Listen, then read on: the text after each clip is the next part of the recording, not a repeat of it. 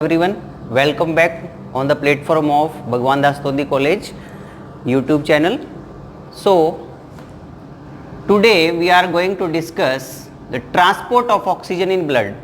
आज का जो हमारा टॉपिक है कि ऑक्सीजन का ब्लड में किस तरीके से ट्रांसपोर्ट होता है। जैसा कि मैंने आपको प्रीवियस वीडियोस में बताया था कि ऑक्सीजन एयर से जब हमारी बॉडी में एंटर करती है नेसल पैसेज के द्वारा, सबसे पहले कहाँ पहुंचती है? लंग्स में पहुंचती है। लंग्स में कैसे पहुंचती है ये मैंने आपको मैकेनिज्म ऑफ ब्रीथिंग के द्वारा बताया था। फेफड़ों में फिर ये ऑक्सीजन पहुंचने के बाद इसका सेकंड रूट क्या होता है? एक्सचेंज ऑफ गैसेस टॉपिक के द्वारा मैंने आपको बताया कि ऑक्सीजन बाद में लंग्स से यानी कि फेफड़ों से, फेफड़ों में जो यूनिट होती है एल्वोलाई से, कहाँ एंटर करती है? हमारे ब्लड स्ट्रीम के अंदर एंटर करती है। ब्लड स्ट्रीम में एंटर करेगी तो क्या करेगी? ब्लड वेसल्स में आएगी वो, ठीक है। तो ब्लड वेसल्स में आने के बाद इसका नेक्स्ट रूट क्या होता है? आज का हमारा जो टॉपिक है वो यही बताएगा कि ब्लड में जब ऑक्सीजन पहुंच गई अपने थर्ड रूट के द्वारा, तो अब इसका क्या होगा, इसका फ्यूचर क्या है, ऑक्सीजन किस तरीके से ब्लड में डिसॉल्व होगी या आगे का अपना जो पाथ है वो तय करेगी। और हमारा जो रेस्पिरेशन जो है, श्वसन की जो क्रिया है, जिसमें हम कहते हैं कि intake of oxygen and release of CO2, इसको हम श्वसन कहते हैं। तो ऑक्सीजन जो ये इनटेक हुई है ये आगे चल करके कार्बोहाइड्रेट को या ग्लूकोज को किस तरीके से तोड़ करके एनर्जी को प्रोड्यूस करेगी, उसमें ये हमारा इंपॉर्टेंट स्टेप है आज का कि ब्लड में ऑक्सीजन का ट्रांसपोर्ट कैसे होगा। सो समझ लेते हैं इसको। देखिए,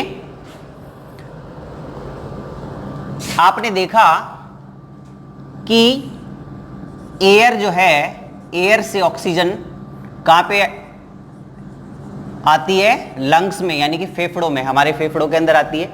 और फेफड़ों में किस रूप में? इस तरीके से। फेफड़ों में जो यूनिट होती है एल्वोलाई या कुप्पिकाएं जिनको कहते हैं, इनमें आकर के ये ऑक्सीजन आ गई, ठीक है। इसके बाद कुप्पिकाओं से ये कहाँ जाती है? ब्लड वेसल्स में। ये ब्लड वेसल्स हैं। ब्लड वेसल्स में क्या पाया जाता है? आपको मालूम है RBC पाई जाती है। इस तरीके से सेल्स होती हैं, RBC, WBC आप जानते हैं। और बाकी ये जो आपको फ्लूइड दिखाई दे रहा है, इस फ्लूइड को हम क्या बोलते हैं? प्लाज्मा। क्या बोलते हैं? प्लाज्मा। और ये क्या है? RBC सेल्स हैं, रेड ब्लड सेल्स जिनको कहा जाता है। अब क्या करना है? इस ऑक्सीजन को हमने लास्ट वीडियो में बताया था कि ऑक्सीजन का इसमें यानी कि ब्लड वेसल में किस तरीके से प्रवेश होता है, उसके लिए मैंने आपको डिफ्यूजन मेथड बताया था। अब हमें यह बताना है कि जब ये ऑक्सीजन इसके अंदर एंटर हो गई, एंटर होने के बाद ये ऑक्सीजन आगे अपना जो रूट तय करेगी। सेकंड क्या है? इसको ब्लड वेसल से कहां जाना है? अब इसको जाना है टिश्यू सेल्स के पास, यानी ये क्या है? टिश्यूज या कोशिकाएं जो हमारी हैं, यहां तक इसको पहुंचना है ऑक्सीजन को। ये क्या है? टिश्यू।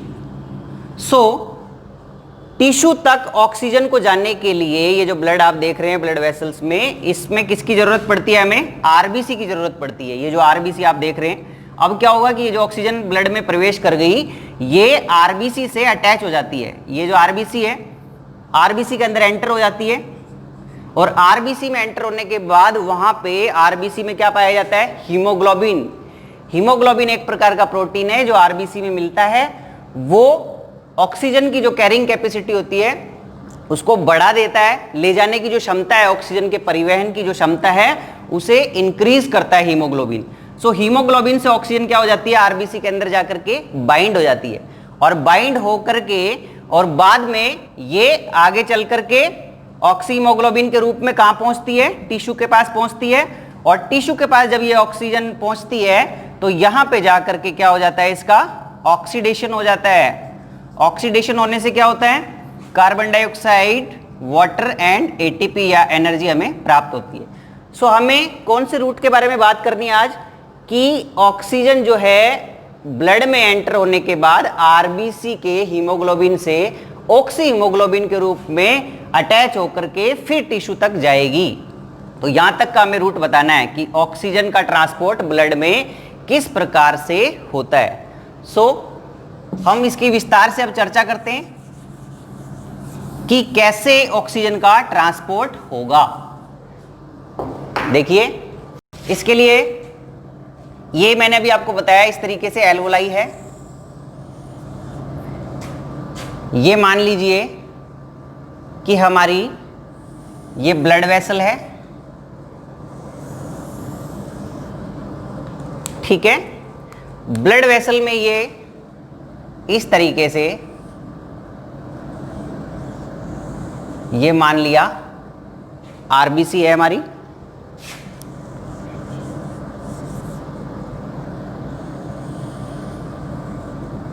ये क्या है आरबीसी, ठीक है। और आरबीसी में क्या पाया जाता है, हीमोग्लोबिन, हीमोग्लोबिन कंपाउंड पाए जाते हैं ऐसे आरबीसी में बहुत सारे, ठीक है। यहां इसका क्या नाम है, ये हमारी ब्लड वेसल, ये एल्वोलाई,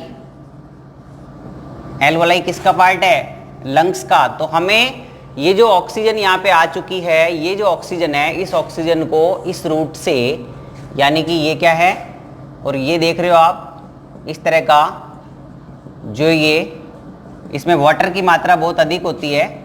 ब्लड आप जानते हो ब्लड के दो पार्ट होते हैं, blood plasma and blood cells. So ये जो वाटरी सब्सटेंस आपको दिखाई दे रहा है इसे हम क्या कहेंगे, प्लाज्मा, क्या कहेंगे, ब्लड प्लाज्मा, इसमें वाटर है। और ये क्या है, आरबीसी, जो मैंने बताया आरबीसी में कंपाउंड होता है हीमोग्लोबिन। अब हीमोग्लोबिन के बारे में चर्चा करेंगे। देखो आपको जनरली मैंने अभी बताया कि ऑक्सीजन आकर के ब्लड में कैसे ट्रांसपोर्ट होगी, ये सबसे पहले किससे जुड़ेगी, आरबीसी में प्रवेश करेगी। आरबीसी में हीमोग्लोबिन कंपाउंड से ये अटैच हो जाएगी, अटैच होकर के क्या बनाएगी, HbO2, HbO2 बनाएगी। और HbO2 फिर इसको कहां ले जाता है, इधर ले जाएगा। और यहां ले जाकर के यहां पे हमें, यहां पे क्या चीज है, यहां टिश्यू सेल्स हैं, ये टिश्यू है, टिश्यू की जो सरफेस आप देख रहे हो इस तरीके से सेल्स हैं, ये कोशिकाएं हैं। और कोशिकाओं के माइटोकॉन्ड्रिया में क्या होता है, ऑक्सीडेशन की क्रिया होती है, हमें पता है ना, ऑक्सीकरण की क्रिया यहां पे होगी। यानी कि ऑक्सीजन कार्बोहाइड्रेट को या ग्लूकोज को तोड़ देती है, वो इस जगह पे तोड़ेगी। ये कौन सी सरफेस है, ये टिश्यू है, ठीक है। ये हमारे पास क्या था, लंग्स। तो फेफड़ों में जो बाहर से हवा आई है, जो ऑक्सीजन को लेके आई है, ये ऑक्सीजन अपना रूट तय करके किस में एंटर करेगी, ब्लड वेसल्स में एंटर करेगी, ठीक है। ब्लड कैपिलरी या वेसल में प्रवेश करने के बाद, ब्लड में एंटर होने के बाद ये आरबीसी के हीमोग्लोबिन से जुड़ेगी HbO2 के रूप में, और फिर ऑक्सी हीमोग्लोबिन बना के इसको अपना रूट तय करना है और इसे कहां जाना है, टिश्यू के पास इसको जाना है। अब देखिए क्या कंडीशंस हैं। जैसा मैंने बताया कि ऑक्सीजन का ट्रांसपोर्ट ब्लड में 98.5% जो ट्रांसपोर्ट होता है, यानी कि मैक्सिमम, वो किस रूप में होता है, HbO2, जिसको हम क्या कहते हैं, ऑक्सी हीमोग्लोबिन।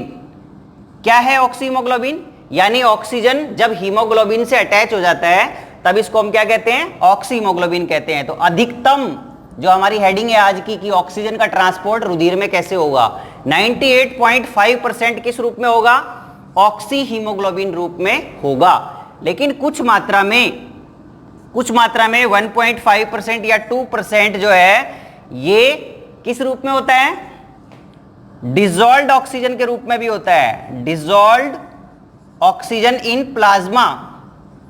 यानी कि आप देख रहे हैं कि ये जो वाटरी सब्सटेंस आपको प्लाज्मा दिखाई दे रहा है, सबसे पहले ऑक्सीजन इसी में जाएगी। लेकिन ऑक्सीजन लिक्विड मीडियम में अधिक घुलनशील नहीं होती, इसकी सॉल्युबिलिटी कम होती है लिक्विड मीडियम में, इसलिए इस वाटरी जो सब्सटेंस है प्लाज्मा में अधिकतम ऑक्सीजन क्या है, डिसॉल्व नहीं हो पाएगी। फिर इसके बाद क्या होता है, ये इसमें डिसॉल्व नहीं हो पाएगी, थोड़ी सी डिसॉल्व होएगी, और जितनी डिसॉल्व होती है यानी 2%, उतनी ये क्या है, यहां से यहां तक डिसॉल्व्ड ऑक्सीजन के रूप में टिश्यू के पास पहुंचा दी जाएगी। लेकिन जो ऑक्सी हीमोग्लोबिन है ये 98% और क्या करता है, ऑक्सीजन का परिवहन करता है। सो ये हमारा आज का टॉपिक है जिसको हम डिटेल से समझ रहे हैं। अब देखिए किस तरीके से होता है ये पूरा प्रोसेस, मैं आपको बताता हूं। ऑक्सी हीमोग्लोबिन की बात हमने की, तो सबसे पहले क्या कंडीशन चाहिए, यहां पे क्या कंडीशन चाहिए, एल्वुलाई की सरफेस पर या ऑक्सी हीमोग्लोबिन के रूप में ट्रांसफर के लिए, ऑक्सी हीमोग्लोबिन के ट्रांसफर के लिए हमें कुछ कंडीशंस की जरूरत होती है। ये कंडीशन जब ये मिल पाती है इसको, ऑक्सीजन को, तो ही ऑक्सीजन का ट्रांसपोर्ट यहां तक टिश्यू तक हो पाता है। यानी हमें करना क्या है, हमें यह करना है कि फेफड़ों की सरफेस पर जो ऑक्सीजन है इसको यहां तक पहुंचाना है, टिश्यू तक। और इनके बीच में कौन है, इनके बीच में ब्लड है। तो ब्लड के रूप में, ब्लड में आने के बाद ये ऑक्सीजन इस तरीके से ट्रांसपोर्ट होगी और ये यहां पे आएगी। ठीक है, तो क्या क्या कंडीशंस हैं, कंडीशंस की बात कर लेते हैं कि ऑक्सी हीमोग्लोबिन को बनने के लिए, यानी HbO2 को बनने के लिए किस चीज की जरूरत है, किस चीज की जरूरत है, देखिए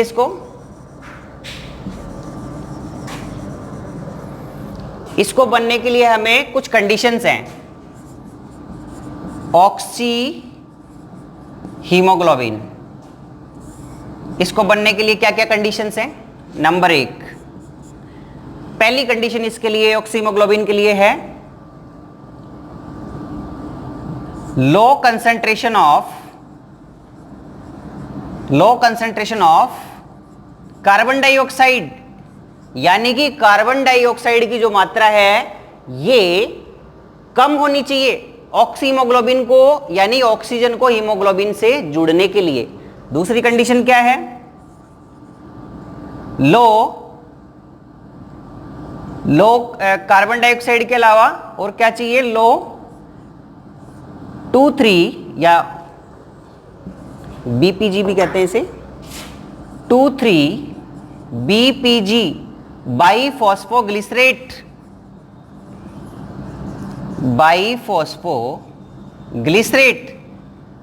इसके अलावा क्या चाहिए, हाई ऑक्सीजन कंसंट्रेशन, यानी ऑक्सीजन की जो सांद्रता है वो बहुत अधिक होनी चाहिए, तभी ऑक्सीजन से हीमोग्लोबिन बाइंड होगा, अदरवाइज बाइंड नहीं होगा। तो क्या क्या कंडीशंस हैं, कार्बन डाइऑक्साइड तो होनी चाहिए कम, जो हम जानते हैं कि टिश्यू की सरफेस पर यानी एल्वुलाई में, फेफड़ों में ऑक्सीजन बाहर से आई है, तो ऑक्सीजन बाहर से आई है तो ये पूरा भरा हुआ है, यानी लंग्स में अच्छी तरह से ऑक्सीजन पाई जा रही है, इसलिए हम कह सकते हैं कि फेफड़ों की सरफेस पर ऑक्सीजन की मात्रा ज्यादा होगी, पहली कंडीशन। दूसरी बात, यहां पे कार्बन डाइऑक्साइड की मात्रा कम होगी, क्योंकि यहां पे टिश्यू के अंदर, मतलब यहां पे ऑक्सीडेशन प्रोसेस नहीं हो रहा, इसलिए यहां पे क्या होगा कि कार्बन डाइऑक्साइड की मात्रा फेफड़ों की सतह पर हमेशा क्या होगी, कम होगी। तीसरी चीज, यहां पे बाईफॉस्फोग्लिसरेट जो आरबीसी के अंदर बनता है ये भी कम पाया जाता है। इसके अलावा टेम्परेचर, फोर्थ कंडीशन है टेम्परेचर, लो टेम्परेचर होना चाहिए फेफड़ों की सरफेस पर। टेम्परेचर क्या होना चाहिए, लो होना चाहिए। कम तापमान अगर होगा तो ही ऑक्सीजन हीमोग्लोबिन से बाइंड हो पाएगी, अदरवाइज बाइंड नहीं हो पाएगी। और एक होता है पीएच, हाई पीएच ज्यादा होना चाहिए, यानी कि कंसंट्रेशन ऑफ एच आयन की सांद्रता ज्यादा होती है यहां पे, इसलिए ऑक्सीजन से हीमोग्लोबिन बाइंड होगा।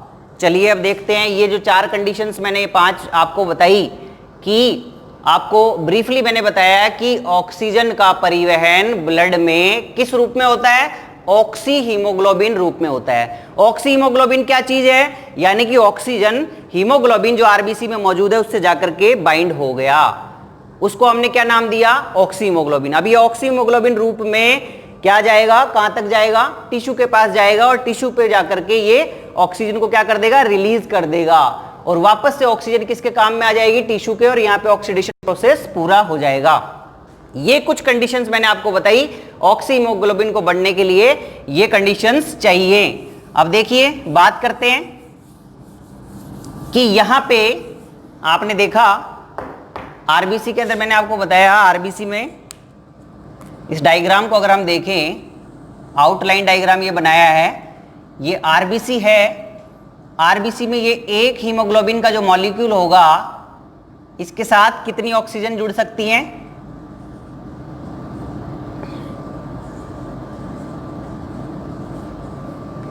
इस तरीके से एक हीमोग्लोबिन का जो कंपाउंड होता है इससे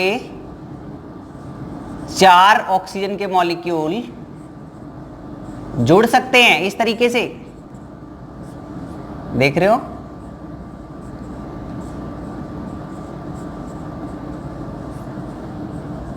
एक हीमोग्लोबिन का जो मॉलिक्यूल होता है या कंपाउंड होता है उससे 4 ऑक्सीजन जुड़ सकती हैं।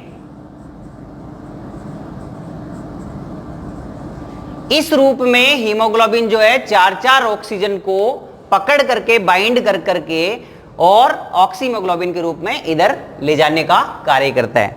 ठीक है, अब हम समझ लेते हैं एक बार हीमोग्लोबिन क्या है। हीमोग्लोबिन की स्ट्रक्चर समझ लेते हैं। देखिए हीमोग्लोबिन क्या है। हीमोग्लोबिन जो कंपाउंड है ये हीम और ग्लोबिन प्रोटीन से मिलकर के बना है, जिसमें 4 पॉलीपेप्टाइड चेन होती हैं इस तरीके से 1 2 3 एंड 4। ये इस तरीके से आप देख रहे हो पॉलीपेप्टाइड चेन्स हैं,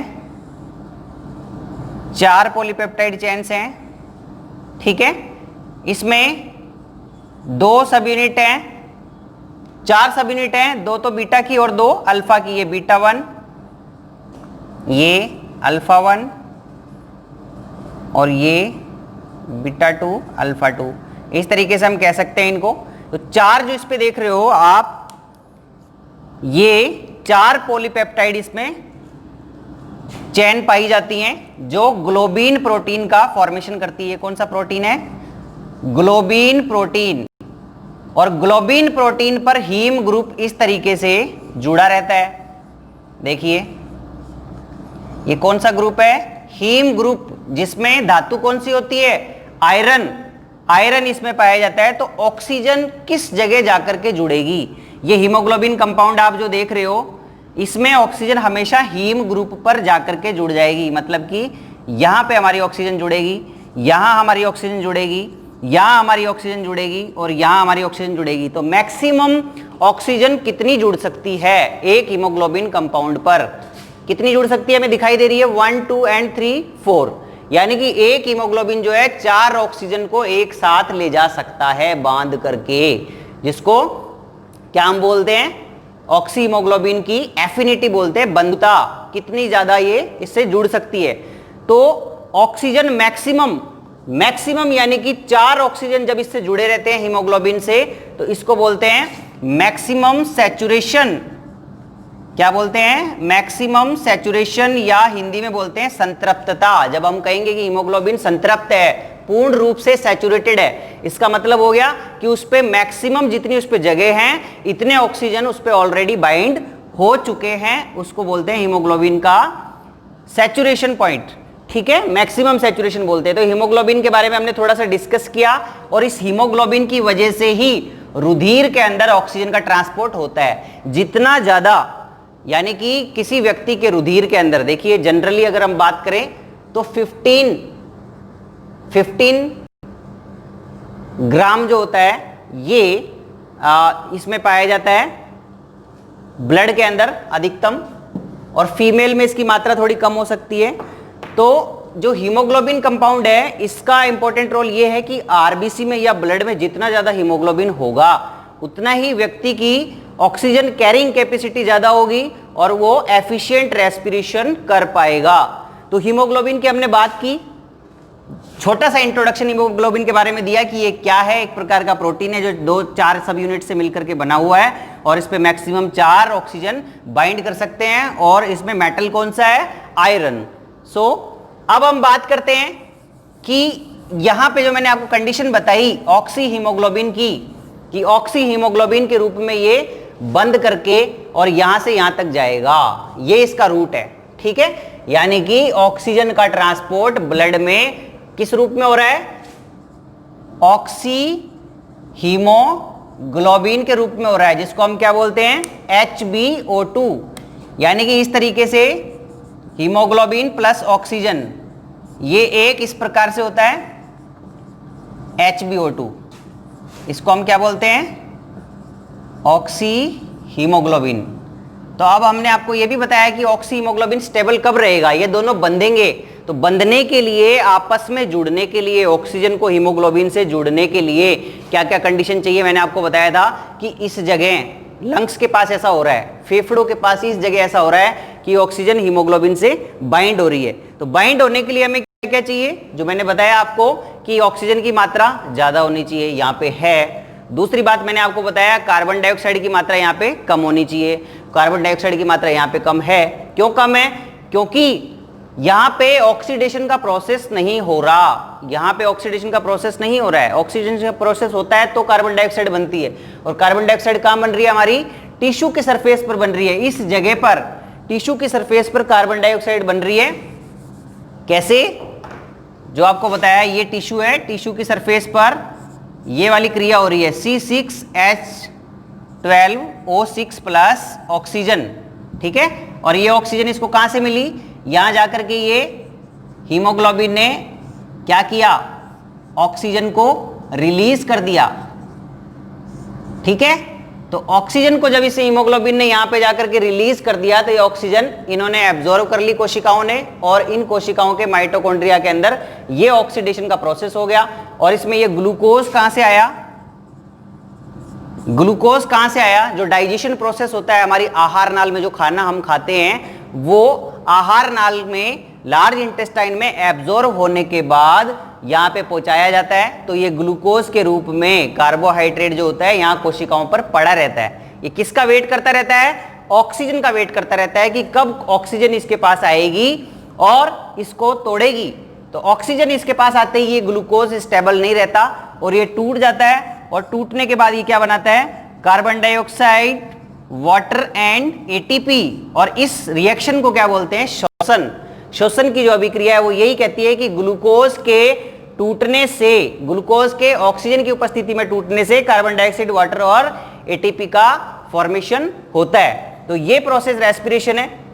तो यहां हमने समझा कि कैसे हीमोग्लोबिन से ऑक्सीजन बाइंड हुई, ऑक्सी हीमोग्लोबिन बना, और ऑक्सी हीमोग्लोबिन जब तक बंधा रहेगा, इसको मैं अभी एक कर्व के बारे में बताऊंगा जिसको हम बोलते हैं ऑक्सी हीमोग्लोबिन डिसोसिएशन कर्व, ठीक है, यानी वियोजन वक्र बोलते हैं। कि जैसे जैसे हम लंग्स से कहां की तरफ चलते जाएंगे, टिश्यू की तरफ बढ़ते जाएंगे, वैसे वैसे क्या होगा कि ऑक्सीजन की हीमोग्लोबिन से जो बंधन क्षमता है ये क्या होती जाएगी, कमजोर पड़ती जाएगी, और हीमोग्लोबिन ऑक्सीजन को बांधने में यहां तक आकर के पूरी तरह से सक्षम नहीं हो पाता और ऑक्सीजन को रिलीज कर देता है। अब ऑक्सीजन रिलीज होने के बाद किसके पास चली गई, टिश्यू के पास चली गई, और यहां पे टिश्यू में ग्लूकोज को ये ऑक्सीजन मिल गई, और ऑक्सीजन ने ग्लूकोज को तोड़ दिया और carbon dioxide, water and ATP बन गई। चलिए अब मैं ऑक्सी हीमोग्लोबिन डिसोसिएशन कर्व क्या है ये आपको बता देता हूं। इस तरह का अगर हम एक कर्व बनाएं इनके बीच में, या हम इसको बोल सकते हैं परसेंटेज सैचुरेशन ऑफ हीमोग्लोबिन। थोड़ा सा बता देता हूं, देखिए क्या है ये।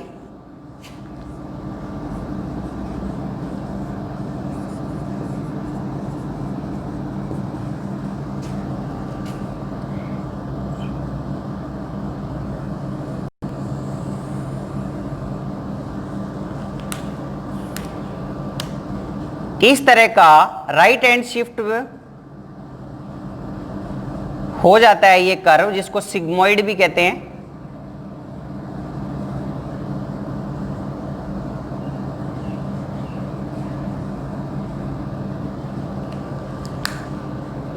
ठीक है, क्या है ये, देखिए किस किस के बीच में ये बनता है, partial pressure of oxygen,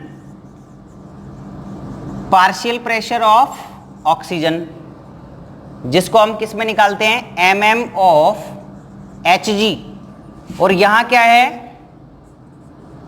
percentage saturation of haemoglobin. तो जैसे जैसे हीमोग्लोबिन की सैचुरेशन या सांद्रता, संतृप्तता बढ़ती जाएगी, संतृप्तता मैंने आपको बताया था, सैचुरेशन पॉइंट क्या होता है, जहां पे मैक्सिमम ऑक्सीजन हीमोग्लोबिन के साथ जुड़ जाए, जैसे जैसे ये बढ़ती जाएगी और जैसे जैसे पार्शियल प्रेशर बढ़ता जाएगा, ऑक्सी हीमोग्लोबिन या HbO2 जो होता है ये उतना ही क्या होता जाएगा, कमजोर पड़ता जाएगा। यानी कि अगर हम इस तरफ की बात करें, ये लो एफिनिटी है, सॉरी ये है हाई एफिनिटी, और ये क्या है, लो एफिनिटी। इसका मतलब है बंधन क्षमता।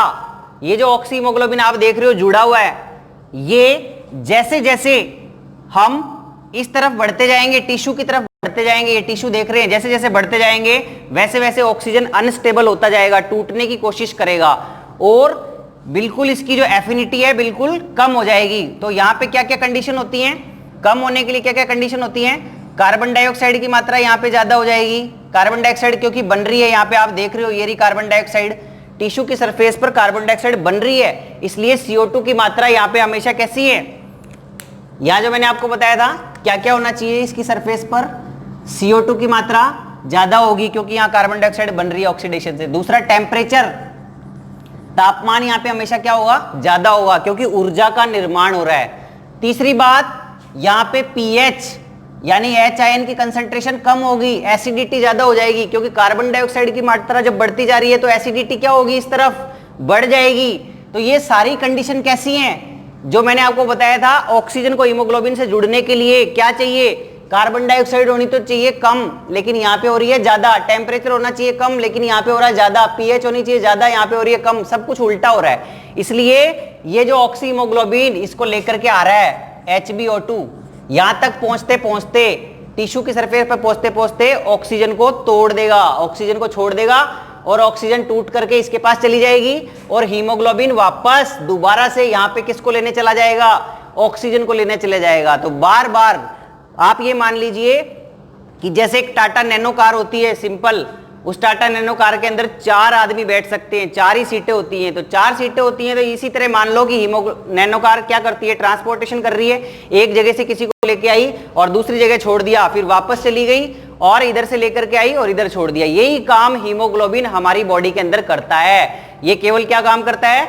ऑक्सीजन को ट्रांसपोर्ट करने का काम करता है। ऑक्सीजन को इधर से लाता है लंग्स की सरफेस से और किसको ले जाकर के दे देता है, टिश्यू को, फिर टिश्यू को ले जाकर ऑक्सीजन दे दी और वापस जाता है, दोबारा से 4 ऑक्सीजन को बैठाता है और 4, क्योंकि इसके पास 4 की जगह है, मैंने बताया आपको 4 की जगह है, इसलिए 4 को वापस बैठाता है और इधर ले जाके छोड़ देता है। कंडीशन क्या क्या है मैंने आपको बताई दी कि कार्बन डाइऑक्साइड की मात्रा इधर ज्यादा है इसलिए ये टूट जाता है। तो ये कर्व जो मैं आपको बताना चाह रहा हूं ऑक्सी हीमोग्लोबिन डिसोसिएशन कर्व है और ये राइट साइड में शिफ्ट होता जाता है। जैसे जैसे ऑक्सीजन की स्टेबिलिटी कम होती जाती है वैसे वैसे क्या होगा कि ये राइट साइड में शिफ्ट हो जाएगा। तो लो एफिनिटी मतलब कम बंधन क्षमता में क्या होगा, कार्बन डाइऑक्साइड ज्यादा होगी, टेम्परेचर ज्यादा हो जाएगा, pH कम हो जाएगी। लेकिन यहां हाई एफिनिटी में क्या होगा, ऑक्सीजन की मात्रा ज्यादा होगी, कार्बन डाइऑक्साइड की मात्रा कम होगी और pH कंसंट्रेशन क्या होगी, pH ज्यादा होगी। तो ये कंडीशंस क्या हैं, उसको हाई एफिनिटी को शो करती हैं और ये कंडीशंस लो एफिनिटी को शो करती हैं। इसके बाद हम इसको अगर कार्बन डाइऑक्साइड के लिए या H आयन कंसंट्रेशन की अगर हम बात करें कि कार्बन डाइऑक्साइड, इसको एक नाम दिया गया बोर इफेक्ट भी कहते हैं। बोर इफेक्ट क्या है कि जैसे जैसे कार्बन डाइऑक्साइड की मात्रा बढ़ती जाएगी, जैसे जैसे फेफड़ों से ऑक्सी हीमोग्लोबिन किस तरफ मूव करेगा, टिश्यू की तरफ मूव करता जाएगा, ऊतकों की तरफ जाता जाएगा, वैसे वैसे क्या होती जाएगी, इसकी कंसंट्रेशन CO2 की बढ़ने की वजह से ऑक्सी हीमोग्लोबिन टूटता जाएगा। तो कार्बन डाइऑक्साइड की अधिक सांद्रता के कारण ऑक्सी हीमोग्लोबिन का वियोजन होना, इसको बोर नामक वैज्ञानिक ने बताया और इसको बोर इफेक्ट नाम दिया। या हम इसको दूसरे शब्दों में यह भी कह सकते हैं कि concentration of H ion increase हो रही है। H आयन की कंसंट्रेशन इंक्रीज होने से क्या हो रहा है कि pH क्या होती जा रही है, कम होती जा रही है, एसिडिक नेचर होता जा रहा है क्योंकि यहां पे कार्बन डाइऑक्साइड की मात्रा अधिक है। तो कार्बन डाइऑक्साइड कैसी होती है, एसिडिक नेचर की होती है, जैसे ज्यादा बढ़ती जाएगी तो एसिडिटी ज्यादा हो जाएगी, इसलिए इसको नाम दिया क्या, बोर इफेक्ट। तो बोर इफेक्ट हमें कार्बन डाइऑक्साइड या H आयन की कंसंट्रेशन का हीमोग्लोबिन ऑक्सी हीमोग्लोबिन के डिसोसिएशन पे क्या फर्क पड़ता है इसके बारे में बताता है, इसे हम बोर इफेक्ट भी कहते हैं। आज हमने देखा आज के लेक्चर में कि किस तरीके से ऑक्सीजन जो फेफड़ों पर मौजूद थी वो ब्लड में एंटर करने के बाद कैसे आई, ट्रांसपोर्ट कैसे किया ऑक्सीजन ने, किसके रूप में किया, हीमोग्लोबिन के रूप में किया, हीमोग्लोबिन के साथ जुड़ गई और हीमोग्लोबिन के साथ जुड़ करके क्या बनाया इसने, HbO2। और HbO2 को कहां लेके आ रही है, ऑक्सीजन को हीमोग्लोबिन कहां लेके जा रहा है, इधर लेके जा रहा है और इधर आकर के टूट गया। टूटते ही क्या होगा, क्यों टूट गया, कार्बन डाइऑक्साइड ज्यादा था, टेम्परेचर ज्यादा था और पीएच कम था, इसलिए टूट गया। टूटने के बाद ऑक्सीजन इसने टिश्यू को रिलीज कर दी और टिश्यू ने क्या किया, टिश्यू के पास क्या मौजूद था, ग्लूकोज, और ग्लूकोज ऑक्सीजन की उपस्थिति में टूट गया और हमें क्या मिली, एनर्जी मिल गई। और इस एनर्जी से ही हम जीवित हैं, लिविंग बीइंग सभी जो है। रेस्पिरेशन का अल्टीमेटली लास्ट प्रोडक्ट क्या होता है, एटीपी, और ये एटीपी जब तक बनती रहेगी तब तक क्या होता रहेगा, श्वसन की क्रिया चलती रहेगी और व्यक्ति या जो भी जीव है वो जीवित रह पाएंगे। So this is all about the transport of oxygen in blood. और इसको हम क्या कहते हैं, बाद में वापस यहां पे जो कार्बन डाइऑक्साइड बनी है, अब ये कार्बन डाइऑक्साइड जो बनी है, ये कार्बन डाइऑक्साइड टिश्यू पे जो बनी है, ये वापस से इसी रूट से वापस ब्लड में से होते हुए कहां जाएगी, फेफड़ों में जाएगी और फेफड़ों से होते हुए हमारे नाक के द्वारा वापस कैसे बाहर निकलेगी, नेक्स्ट लेक्चर में आपको बताया जाएगा कि transport of carbon dioxide from tissue to lungs. क्योंकि हम जानते हैं कि ऑक्सीजन जैसे एंटर होती है वैसे ही कार्बन डाइऑक्साइड बाहर जाती है, ऑक्सीजन का अंदर आना और कार्बन डाइऑक्साइड का बाहर जाना, इसको हम श्वसन कहते हैं। So thank you very much.